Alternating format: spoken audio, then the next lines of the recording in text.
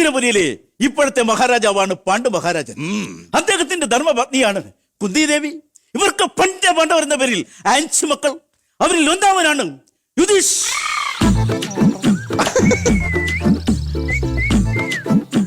യുധീഷ് യുധീഷ് യുധീഷ് സുധീഷാണ്. പുരാണത്തിനാണ് സുധീഷ്. യുധീഷിട് ചിട് ചിട് ചിട് ചിടി ചിടി ചെടാ യുധിഷ്ഠിരൻ. അവൻ രണ്ടാമൻ ഭീമൻ, അർജുനൻ, നകുലൻ, സഹദേവൻ. ഇവരിൽ ഏറ്റവും ഇളയവനാണ് ഹനുമാൻ. ഹനുമാൻ തന്നെ മായാദേവയെ കുന്തിയുടെ ആഗ്രഹപ്രകാരം പുലിപ്പാലിന് വേണ്ടി ലങ്കയിലേക്ക് പറക്കുന്നു. ലങ്കാതിർത്തിൽ വെച്ച് ഹനുമാനെ യൂദാസ് 30 വെള്ളിക്കാശ് നോക്കുന്നു.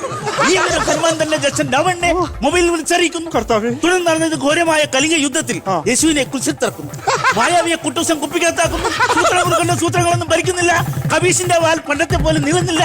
കമ്മറ്റിക്കാർ ഇത് കട്ടൻ കാപ്പി പോലും തന്നിട്ടില്ല. തുടർന്ന് കാണുക. മൊത്തം തെറ്റി. വാലേ തെറ്റുന്നു പിന്നെ കഥാപാത്രം.